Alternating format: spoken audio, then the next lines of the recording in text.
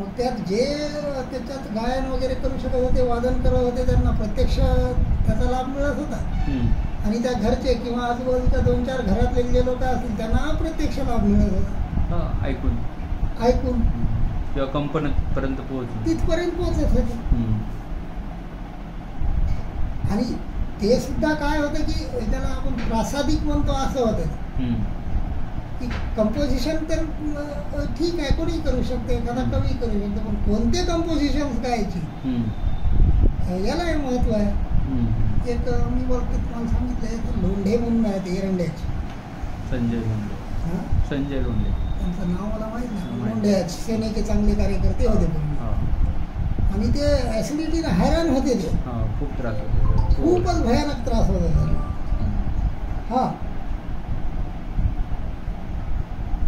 काय आणायचं, दही दूध एकत्र आणू नये म्हणते ना. बरं, दही आणू का, दूध नको का? ठीक आहे, दोन्ही आणतो. डॉक्टरांकडे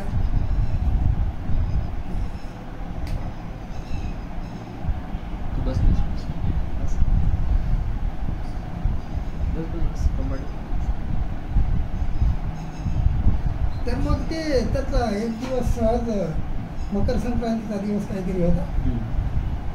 आणि ते आणि फुलसांगीच्या नाईक कंपनीतले एक माझे परिचित आहेत, ते दोघे आले आणि बसले. मग असं सहज विषय निघाला तर मला वाटलं एक यांना पाहावा प्रयोग करून आपण. एवढा त्रास आहे म्हणे की मी खूप इलाज करून थकलो म्हणे. आणि बिलकुल मध्यरात्रीपर्यंत जागरण हे ते, म्हणजे ते लक्षात आलं की जीवनशैली यांची डिस्टर्बन्स. काय करावं विचार केला किंवा कदाचित एक असा संदर्भ लागतो त्या संगीतशास्त्रामध्ये की शिवाचं रंजन करणारी रागिनी ती शिवरंजनी. जेव्हा शिव तांडव स्वरूपात किंवा क्रोधिष्ट होतात, माझ्या याच्यावर नाही, मावशीच्या याच्यावरून लावा तुम्ही. तर जेव्हा शिव क्रोधिष्ट होतात तेव्हा पार्वतीनं त्यांच्यासाठी जी रागिनी गायली त्यातील शिवरंजनी. शिवरंजनीचे स्वर तसे आहेत. आता ठीक आहे म्हटलं, शिवरंजनी रागाचा यांच्यावर प्रयोग करून पाहावा. आता हे म्हणू तर शकणार नाहीत, म्हणून फक्त श्रवण करायला हवा त्यांना.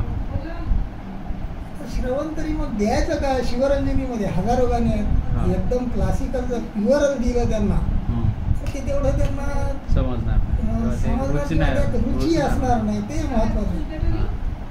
मग काय करावं, तर एक आठवलं मला की पंडित भीमसेन जोशींचा एक अभंग, हे संत तुकारामाचा अभंग. त्या अभंगाचा भावही असा आहे की विठ्ठलाचं पूर्ण वर्णन केलेलं आहे. राजस सुकुमार मदनाचा, म्हणजे अभंग तो जो आहे तो मुळातच त्या आराध्याचं वर्णन केलेलं असल्यामुळं आणि ते कसं रूपाचं वर्णन केलेलं असल्यामुळं ते रंजकता आली आहे. दुसरी गोष्ट, पंडित भीमसेन जोशींची साधना आली त्याच्यामध्ये. त्यांचा आवाज आहे म्हणजे साधकाचा आवाज आहे. आणि तिसरी गोष्ट की तो राग सूट आहे त्या विकारासाठी. असं म्हणून त्यांना मी काय म्हटलं की असं करा, हे एक अभंग आहे, तुमच्या मोबाईलमध्ये डाउनलोड करा आणि रात्री तुमचं सगळं झालं आणि तुम्हाला झोप येत नाही त्यावेळी तुम्ही हे लावून टाकायचं. ऐका असं बाजूला ठेवून किंवा कानात हेडफोन्स लावा, काही लावा आणि त्याला प्ले होऊ द्या. तुम्ही बंद करायचा, फंदात पडायचं नाही. तुम्ही झोपले तरी राहू द्या, व्यस्त अस्ताव्यस्त होईल, काही होईल. तर मग ते तेवढं त्यांनी केलं. त्याच्यानंतर मला बरेच वर्ष भेटले नाही. नंतर आता 2-3 वर्षापूर्वी भेटले. त्यांना सहज विषय काढला, अहो त्याचं कसं झालं सर, मग ऍसिडिटीचा त्रास बंद झाला. संजय लोंढे, तर हे मग असं होतं कधी कधी आहे ना. आणि हे कम्प्लीट आपल्या पूर्वीच्या जीवनशैलीमध्ये सगळं समाविष्ट केलेलं आहे लोकांना. आता एक आम्ही तेल तयार केलं, ते तेल असंच आहे. आणि आम्ही काय केलं की मारवा राग जो आहे तो राग वाजवायचा आणि ते तेल लावायचं 4 ते 6च्या दरम्यान. त्या रागाचा काळ सांगितलेला हा. आहे आणि त्याचे इफेक्ट आम्ही पाहिले. तर एकदम जबरदस्त इफेक्ट. हा, होतेच. गुडघेदुखीसाठी, पायाच्या दुखण्यासाठी. आणि त्यावेळेस लेप लावायचा आणि लेप काढून नंतर मग ते तेलाची मालिश करायची. बरोबर. तर त्याचे इफेक्ट मला दिसले. आता कसं आहे की पेशंट टू पेशंट आपल्याला ते पाहत राहावं लागेल की त्याचे इफेक्ट काय आहे है ना. आणि प्रत्येक रागाचा जो काळ दिलेला आहे त्या काळानुसार जर वापरलं तर त्या विशिष्ट काळाला वातपित्त कफाची जी सिच्युएशन आहे त्या सिच्युएशनला आपण ते प्रकुपित अवस्था किंवा काळानुसारची अवस्था जी आहे कारण त्याच्याशिवाय काळ तर दिलेलं नाही आहे. पहिला प्रहर, दुसरा प्रहर है ना. मला एक छान संदर्भ वाटला ओशोंचं साहित्य वाचत असताना. त्यांनी म्हटलं की भारतीय शास्त्र कसे तयार झाले असावेत. हां. जसं तुमचा आयुर्वेद आहे आणि आयुर्वेदामध्ये तुमच्या वनस्पतीचे एकेका वनस्पतीचे अनेक गुण सांगितलेले आहेत. ती वृक्ष आहे, तिक्त आहे, कषाय आहे, काय काय आहे. आणि तिचे उपयोग. तर हे एक्झॅक्ट शोधलं कसं लोकांनी. जे कोणी तुमचे आयुर्वेदिक मनीषी असतील त्यांनी हे कसं शोधलं असावं की एवढा प्रत्येक गुण तिचा उपयोग. ठीक आहे ना, एखाद तुम्हाला पर्टिक्युलर एक जरी तुमचं औषध घेतलं तरी त्याचे गुण दोष समजण्यासाठी तुम्हाला कित्येक वर्ष जातील. एका पर्टिक्युलर वनस्पती ते त्याच्या एका पंचांग वगैरे आपण वनस्पतीचं म्हणतो तर प्रत्येक अंगाचाही वेगळा गुणधर्म सांगितला जातो. तर मग हे शोधण्यासाठी त्या एकाच वनस्पतीवर तुमचं हजारो वर्ष संशोधन लागेल. मग प्रत्येक अँगल शोधण्यासाठी. हा, प्रत्येक अँगल शोधणार. मग पर्टिक्युलर कमी वेळात लोकांनी हे शोधलं कसं. तर त्याकरता ओशोंचं असं म्हणणं होतं की त्याकरता त्यांनी एक धागा धरला कायम की जे माझ्यात आहे तेच त्यांच्यात आहे. पिंडी ते ब्रह्मांड. आणि मग तो एक धागा जर समान असेल, तुम्ही जर सजीव म्हणत असाल प्राण्यांना, वनस्पतींना, तर त्यांचे गुण, त्यांचे दोष हे शोधण्यासाठी तुम्हाला त्यांच्याशी एकरूप व्हावं लागेल. मग आयुर्वेदिक मनुष्यांनी काय केलं की ध्यानस्थ बसले आणि ज्याला आपण परकाया प्रवेश काय जे म्हणतो तसं त्यांनी केलं. त्या वनस्पतीचा आत्मा तात्पुरता आपल्यामध्ये ठेवला आणि आपला आत्मा तिथं ठेवला.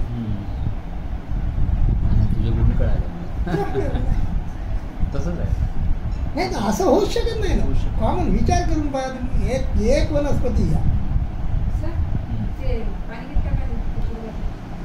ते चिंच टाकलेली आहे ना, चिंच जे 12 लिटरमध्ये टाकलेली आहे ती उकळायला ठेवून द्या. त्यात आणखी 7-8 लिटर पाणी टाकावं लागते आणि चिंचेचा कोळ तयार होत आहे अशा वेळेस ते काढून घ्यायचं आणि मग त्याचा कोळ काढायचा. चिकट पाणी निघते त्याचं. नाही, आता पाणी नाही टाका, उकळी होऊ द्या. असंच टाका. नंतर गरम पाणी बाजूला ठेवून चिंचेचा कोळ जसा काढतो तसं काढावं लागतं आपण त्याचं. आणि इकडे ते लसूचं पण ठेवून द्या. लसू जे ठेवलेलं आहे ना, सुंठ ठेवलेली आहे भिजू घालून, ती कुकरवर याच्यावर ठेवा, गॅसवर ठेवा. हां हां, कुकरच्या बाजूला. तर तसं आहे, बरोबर आहे सर. कारण की मग तसं आहे म्हणूनच भावप्रकाशाचे गुण, चरकाचे गुण, वाघवटाचे गुण सारखे येतात. प्रश्नच नाही. म्हणजे प्रत्येक वेळेस त्या ऋषीमुनींना तेवढं तादात्म्य झाल्याशिवाय तुम्हाला समजणारच नाही.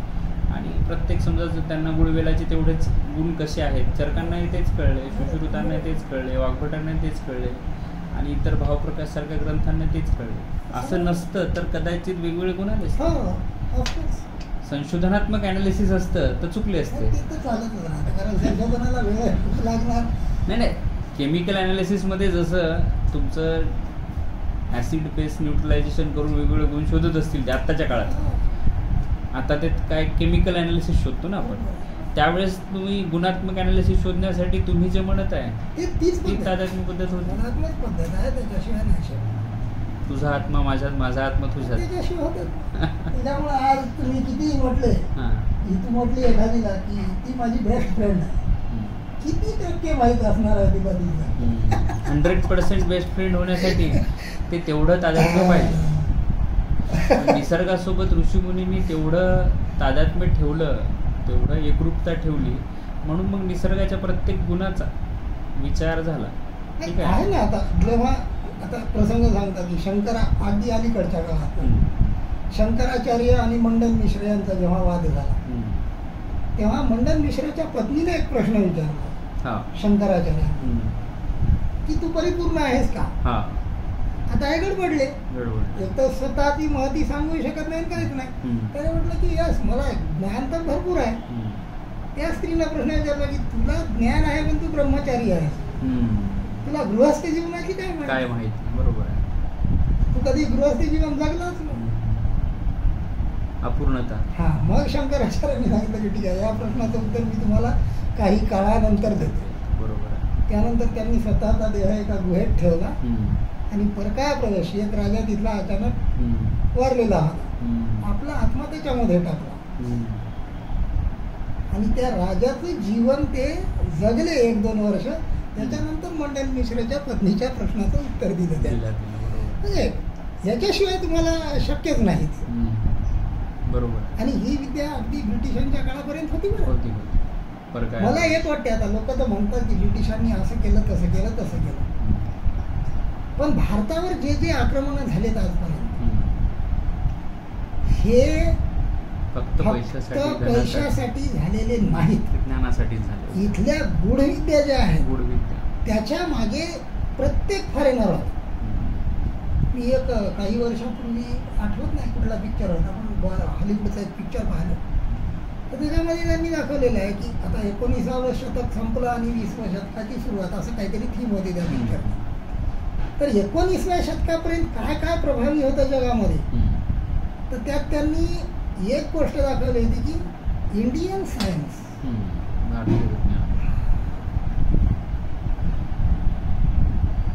सायंट हा शब्द आलेला आहे संत या शब्दासाठी, नाही तर सायंट हा शब्दापासून सायंटिस्ट हा शब्द तयार झाला. सायंट शब्दापासून सायंटिस्ट तयार झालेला, सायंटिस्ट पासून सायंट नाही. आणि सायंट हा शब्द वापरता संत, संतचाच उच्चार आहे सायंट. संत ही संकल्पना फक्त आणि फक्त इंडियन. त्यामुळे त्या गूढविद्येच्या मागे लागली होती. गूढविद्या सगळ्या लपवून टाकल्या.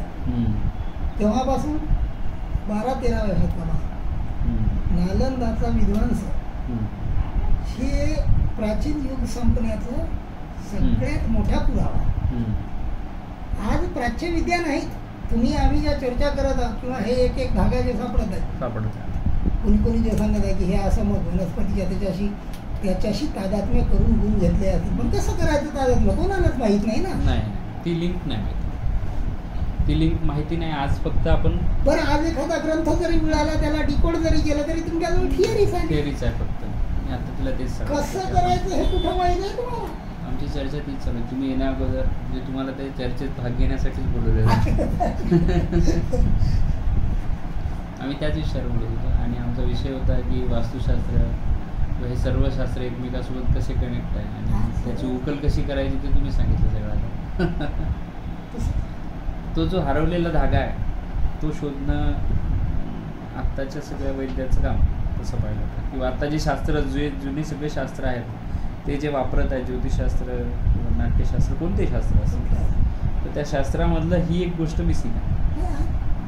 सगळे भारतीय शास्त्र म्हणजे प्राच्य विद्या ज्या आहेत ह्या इंटरकनेक्टेड आहे, एकमेकापासून वेगळं करू शकत नाही. एक मल्हार वाजवला तर पाऊस कसा होणार, ते होणार, कारण तुमच्याकडे एनर्जी आहे ते.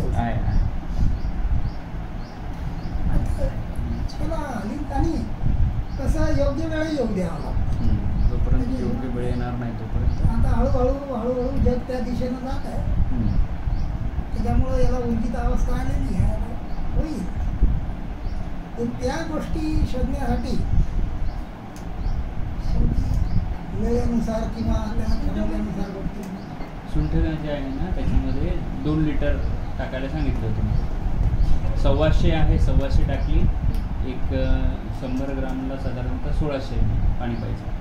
125ला 2 लिटर पाणी बरोबर आहे. 2 लिटर पाणी टाकलेलं आहे सोनालीने, ते उकळून फक्त पावभर शिल्लक ठेवायचं, अर्धा लिटरपेक्षा कमी ठेवा. ते आपल्याला गाळून मग त्या ते टाकलेलं आहे ना काल याच्यामध्ये जात्यामध्ये ठेवलेलं, त्याच्यात ते टाकायचं, काढा आणि ते वाळवायचं, ते फिरवायचे मशीन. तो देतो, फक्त इथली जी तुमची सिस्टीम होती संस्काराची ती डिस्टर्ब झाली. देतो ना. आता मला सांगा, तुम्हाला कुठलाही वारसा नसताना एक स्पेसिफिक पिंड तुमचा त्यांना पाठवून दिला, त्याच्यासाठी समर्पित झालं. आता तुम्हाला त्या ठरलेल्या बाबीनुसार जे विधी लिखित आहे त्यानुसार तुम्ही तशा लोकांच्या संपर्कातही आले. तुम्ही तसं डिसिजन घेतलं की या CBTवरच आयुर्वेदिक प्रॅक्टिस करा, म्हणजे तुम्ही त्याच्याशी समर्पित झाला. आता या मुलीकडे जर पाहिलं तर साक्षात लक्ष्मीसारखी दिसते, पण तिला खरं त्या ज्याला देवता म्हणतो त्या देवताचं वातावरण तिला मिळालं की नाही काय माहित, आणि पुढे मिळेल की नाही काय माहित. ती जर त्या वातावरणाशी निगडीत झाली तर खरंच ती गॉडेस होते. आता मी आपल्या सोनालीला नेहमी म्हणतो की हिचा चेहरा लक्ष्मीसारखा वाटतो, तिला पूर्वीपासून म्हणतो ती लक्ष्मीसारखा. कुठल्या सुकृतानुसार कुठं पडली, कशा वातावरणात पडली नाही. आणि सर प्रत्येकाचं एक हे असेल ना सर, आता मागच्या जन्मीचं जे असेल त्याचं कुठं ना कुठेतरी कनेक्टिव्हिटी, ऋणानुबंध असतील.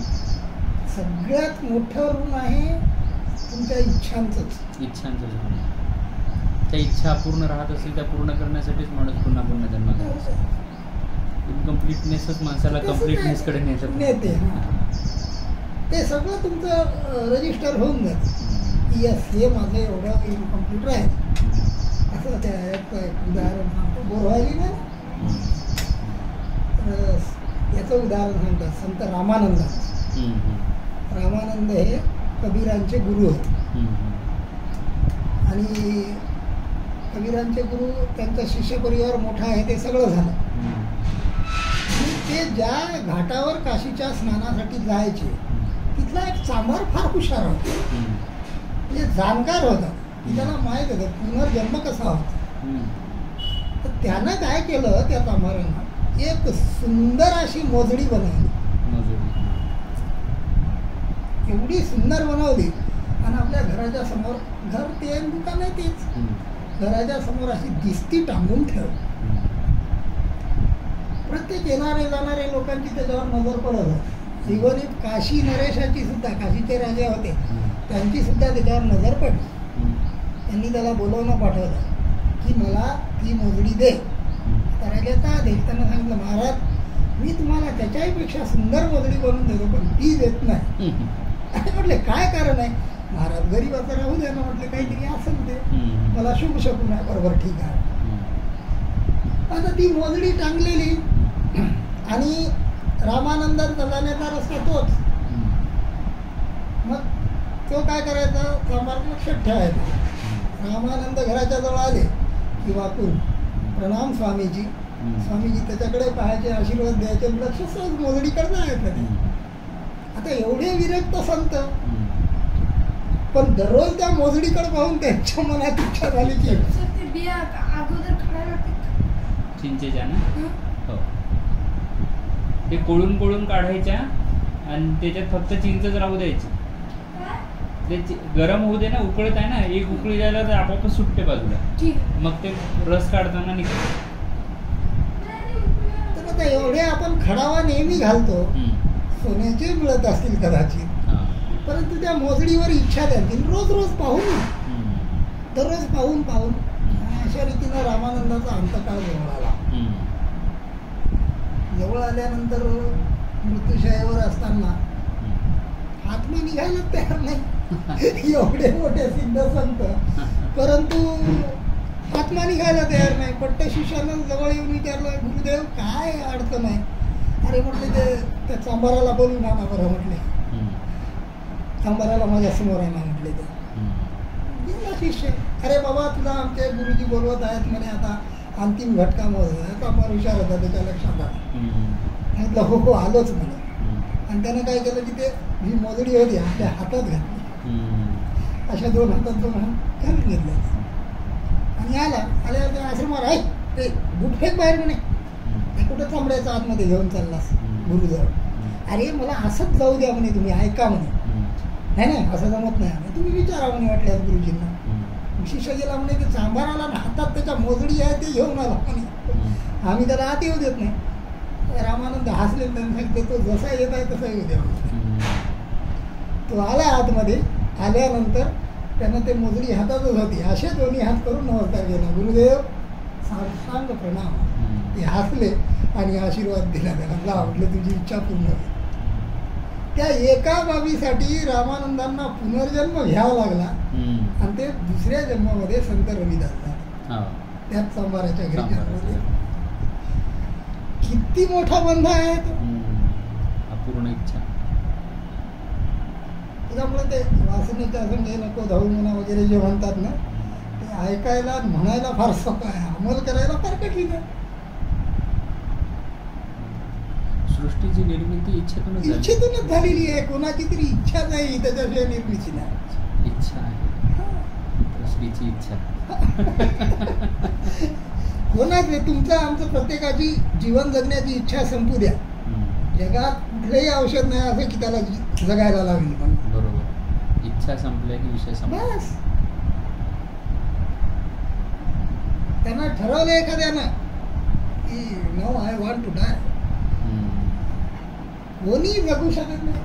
जगू शकत नाही. अरे डॉक्टरला हो म्हणायचं ते नाही कसं म्हणायचं. आमच्या हार्टचे पेशंट असंच फिरवतील तुम्हाला.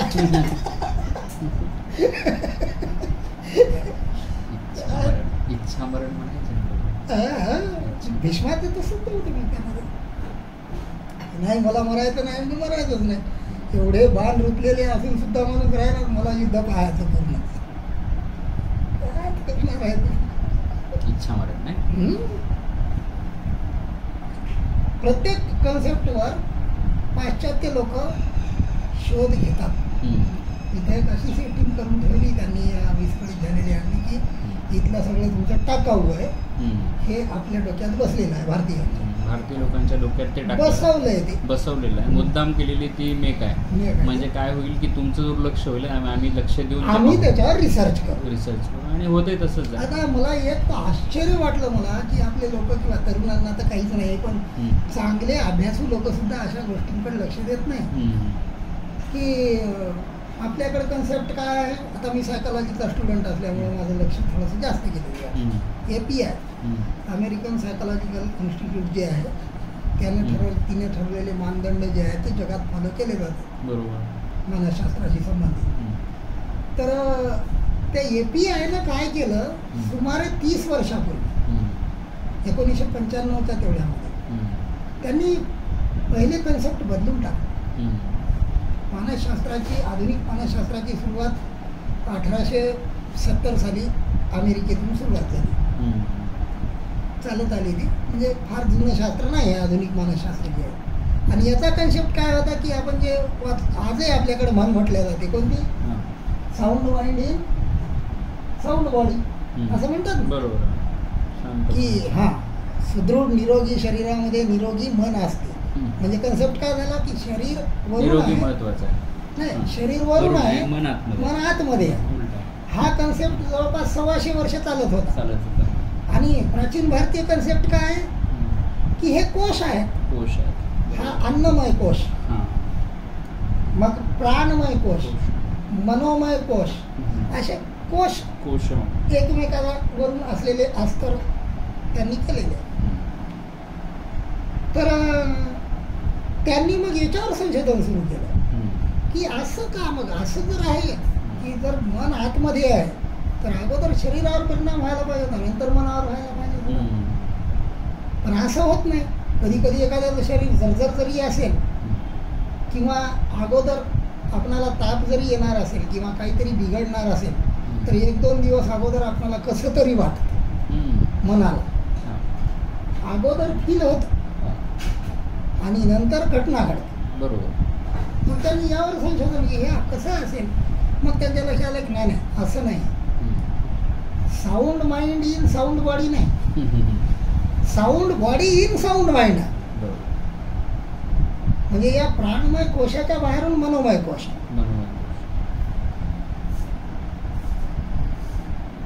आणि हे 30 वर्षापासून चालू आहे पाश्चात्य राष्ट्रात.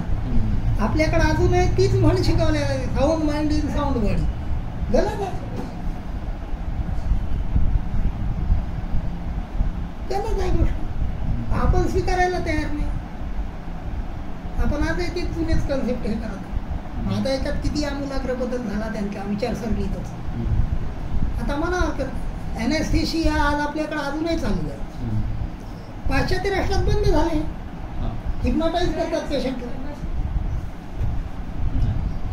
जमा राहू दे, नसेल तर त्याच्याकडे जमा. पेशंटला हिप्नोटाईज करतात आणि हिप्नोटाईज करून काय ऑपरेट करायचं असेल ते करतात. हे सुद्धा 25-30 वर्षापासून सुरू झालंय तिकडे. आपण ते धोत्र्याचं विष टोचत अजून त्या पेशंटला हैराण करत. आता काय करत. खंजन नावाचा एक पक्षी आहे म्हणते आपल्या भारतामध्ये. त्याच्यावर संशोधन अमेरिकेने केलं, आपण नाही. आपल्याकडे फक्त कथा चालत होती. हा खंजन पक्षी जो आहे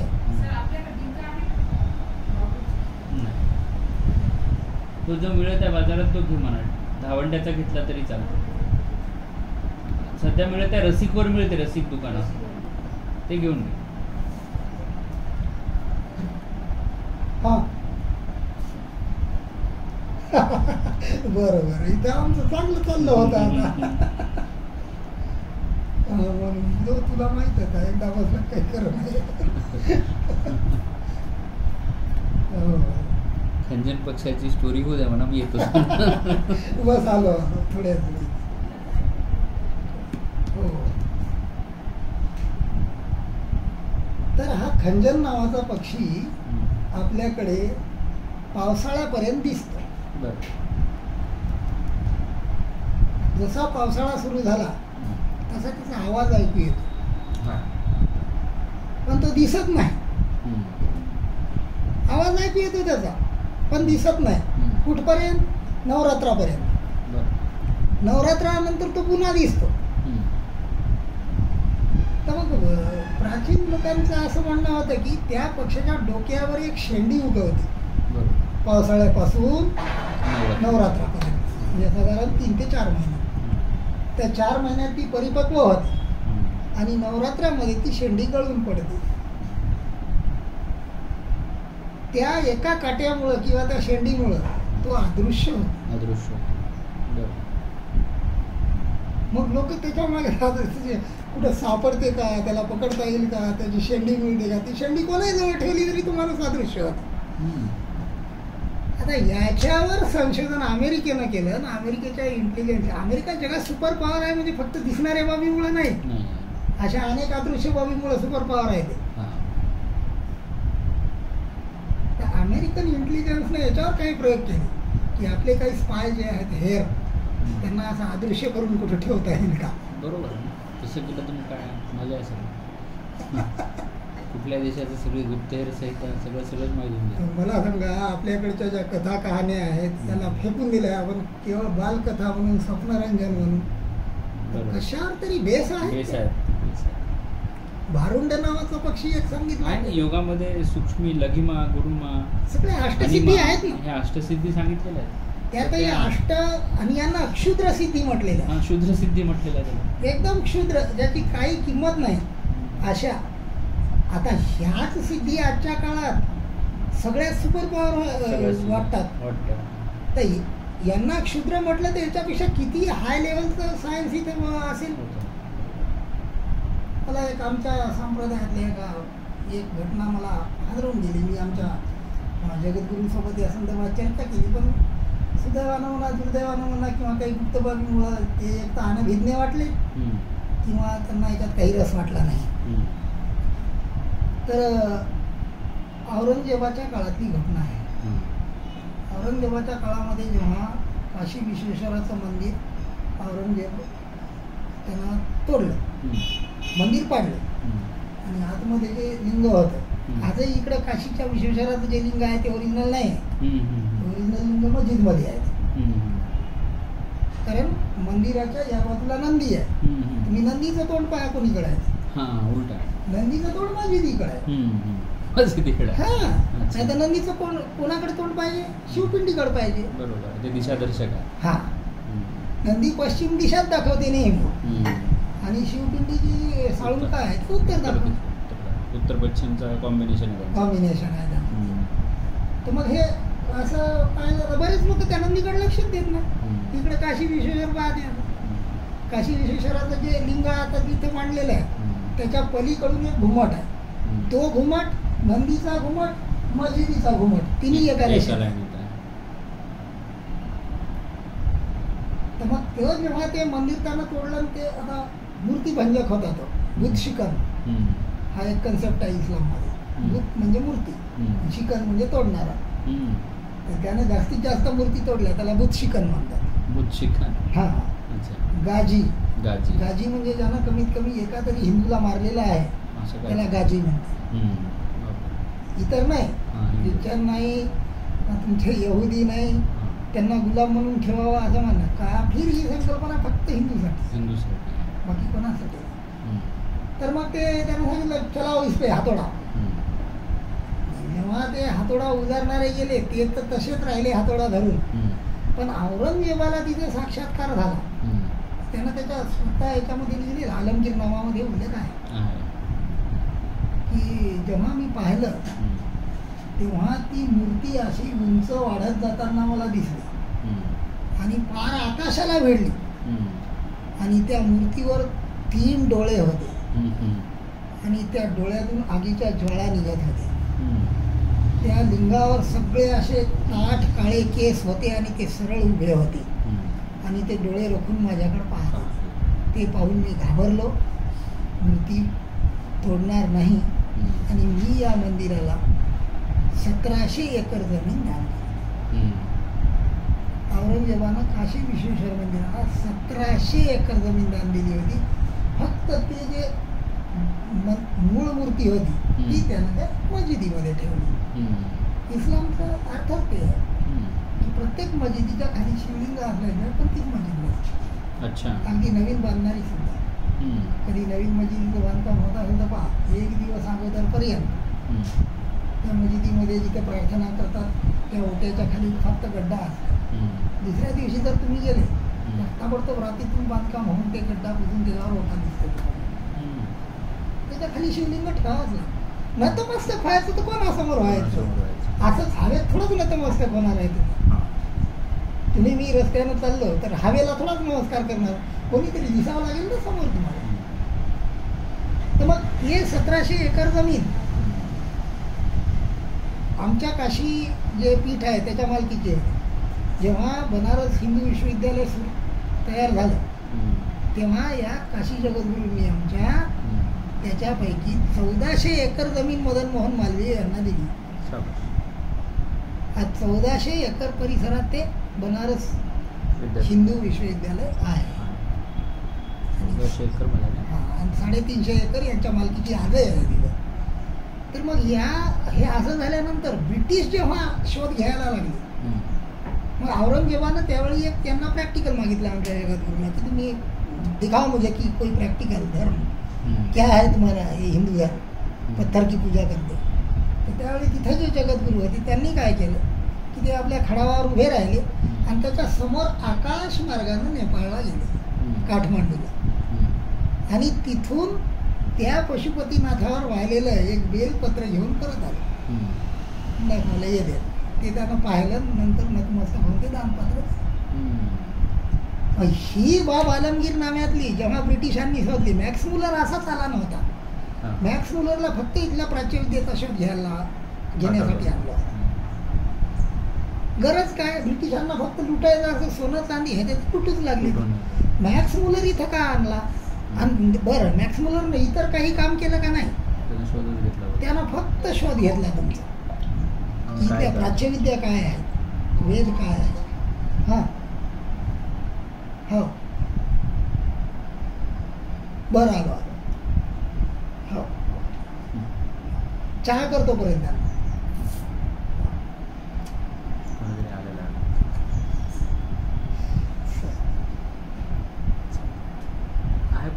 तर त्या ब्रिटिशांच्या काळामध्ये लागोपाठ 2 वर्षाच्या अंतराने आमच्या 3 जगद्गुरूंनी समाधी घेतली. ते त्या शोधाच्या मागे लागले होते की ही विद्या काय आहे. त्यांनी ती विद्या देण्यापेक्षा स्वतःचं जीवन संपवलं. आता आज फक्त वस्त्रधारी आहे, पीठाधीश आहेत, शक्ती गेले. आजही शक्ती आहे, मूळ पीठाकडे आमच्या आजही आहेत. आजही हे सगळ्यात जुना आखाडा दशनामी गोसाव्यांचा, आणि त्या दशनामीचा जो मुख्य असतो तो दशनामीचा मुख्य आमच्या रंभापुरी पीठावर किंवा कोणत्या तरी पीठावर जाऊन ट्रेन होते. ट्रेन झाल्यानंतर त्याला दशनामी संप्रदायाचा प्रमुख बनवतात. आता जे तुम्हाला कांताबाबाबद्दल म्हटलं की जे आहे तिथं जवळ सोलगाव नावाचा एक खेळ आहे, इथं जाऊन बसले. तर ते दशनामी संप्रदायाचे आजचे प्रमुख महंत हे एकाच गुरुचे शिष्य आहेत. ते गुरु रंभापुरीचे पीठाधीश्वर होते, अखंड बाल ब्रह्मचारी होते. तर त्यांचं एक घटना त्यांनी सांगितली की परभणीला एक होते त्या शक्ती मंदिरावर शिव झाले ते आणि कांताबाबा आमचे हे त्यांचे शिष्य त्यांच्यासोबत राहायचे. ते दशनामी संप्रदायाला हे तिघेही एका घरी कर्नाटकात गेले. गेल्यानंतर त्या गृहस्थांनी चांगली व्यवस्था केली. उन्हाळ्याचे दिवस होते तर वर बिछाना टाकायला होता. तर ते परभणीच्या मठावर जे होता त्याला गुरुनं सांगितलं आज बिछाना तू टाक. हे कांताबाबा जे होते यांना मालिश करण्याचं काम होतं त्यांच्या शरीरात, पाय दाबून देणे झोपेपर्यंत. तर त्यानं बिछाना टाकला. मग हे पाय दाबत बसले. पाय दाबत बसल्यानंतर गुरुला झोप लागली. जशी झोप लागली थोडा वेळ झोपले, ताडकन उठले. आणि याला विचारलं कांता मला बिछाना नीट पहा म्हणजे काय. तर मग आता त्या काळात लाईट नाही काय नाही, यांनी कसं तरी दिवा वगैरे काहीतरी घेऊन ते असा बिछाना हात लावून पाहिला. तर त्यात असा एक वाकडा स्त्रीचा केस. आता तो केस खाली त्याच्यावर म्हणजे खाली जे आंधळ्याला गोणा काय टाकला असेल चटई त्याच्यावर तो केस, त्याच्यावर गादी, त्याच्यावर बेडशीट आणि त्याच्यावर गुरु झोपलेले. तरी तो केस जसा वाकडा होता तशी ओळखण बरोबर त्यांच्या पाठीवर गुरुच्या उमटली. त्यांनी ते केस काढला. गुरुजी म्हटले हे आहे. गुरुला एवढा राग आणणार झाला, तू तर माझा घाल ब्रह्मचारी तो मोडायला तयार झाला म्हणले. ज्याने बिछाना टाकला होता त्याला पायातला खडावा काढला आणि एवढं मारलं डोक्यावर, रक्ताच्या चिळकांड्या सगळ्या उडाल्या. यांच्या अंगावर रक्ताच्या चिळकांड्या, पण तो हल्ला नाही आणि कोणी गुरुचा हात धरायला तयार नाही. शेवटी कांताबाबाच म्हणले बाबा आता पुरे झालं म्हणले. याला हसले ते. अरे कुठं काय झालं म्हणले. काय म्हणतो. नाही म्हटलं याचं डोकं फुटलं, रक्त इकडे तिकडे उडत आहे. कसं काय. अरे काहीच नाही. कमंडलू घेतला, पाणी मारले की पूर्ववाद मारले ते सुद्धा ओळखत नाही की त्याला जाणीव सुद्धा नाही की इथं मारलं होतं. काढून टाकलं. काय जे दोष असेल तेवढा गेला. गुरुच्या प्रती झालेला जो अपराध होता तो दंड देऊन निघून गेला.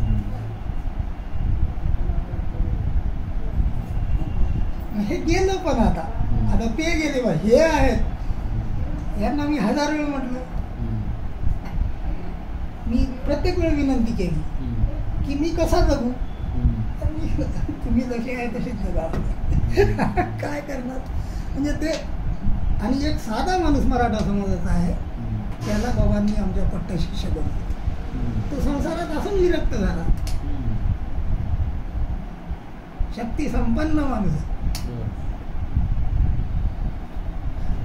म्हणजे तुम्ही मागितलं तर काही मिळत नाही. ज्याला द्यायचं त्याला बरोबर.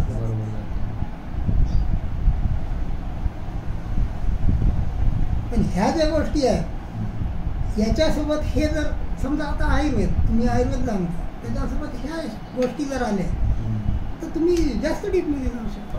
दादा तुम्ही पाहू शकता काय आहे. पण ते कसं लुप्त झालेलं आहे ते पहिले. पण मग सर तसंच असेल ना की त्या विशिष्ट लोकांनाच ते मिळत असेल. तेवढी त्याची अनुरक्ती पाहिजे त्याच्यात. नाही ते ज्याला द्यायचे आहे त्याला ते मला वाटते त्यांना समजते. ते बाय म्हणजे शरीराच्या अनुषंगाने पाहत नसेल ते सोलच्या अनुषंगाने पाहत. आत्मिक परीक्षण ठीक आहे. समजा की माझ्याकडे संस्कार आहे, माझ्याकडे ज्ञान आहे, सगळंच आहे. पण मी राजसवृत्तीचा आहे. हा राजसवृत्तीचा त्याच्यामुळं- अभाव काय ते पाहत असते. हा त्याच्यामुळं त्यांना ते राजस नाही सात्विक वृत्तीकडे द्यायचं. हो. तो विरक्त आहे त्याच्याकडेच गेल्या पाहिजे ह्या गोष्टी. बरोबर आहे, बरोबर आहे. अटॅचमेंट नसली पाहिजे. आहे पण ते वापर म्हणजे मिळालं तरी सुख, नाही मिळालं तरी सुख. ते सगळं विरक्ती आहे माझ्याकडे, हा पण राजसवृत्ती प्रधान आहे माझी. प्रधान आहे. त्याच्यामुळे मी कधीतरी त्याचा वापर करून राजस जीवन जगण्याचा प्रयत्न करीन. करीन. भविष्यातले बदल नाही माहित आपल्याला. एखादी गोष्ट मिळाल्यानंतरचा स्वभाव माहित नाही आपल्याला.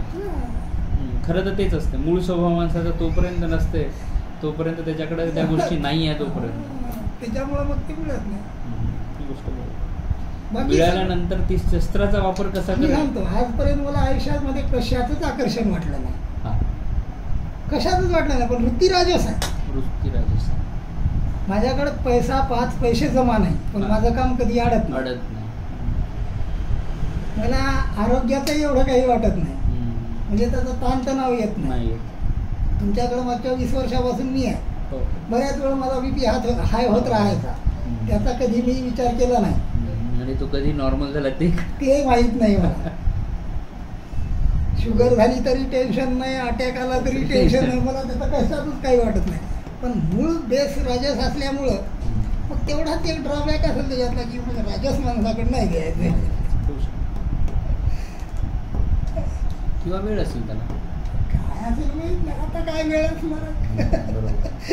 50 क्रॉस करत आहो पण आता एक चार कशा ती बोर होऊन गेली बिचारी. आहे का बरं समविचारा माणसाची आणते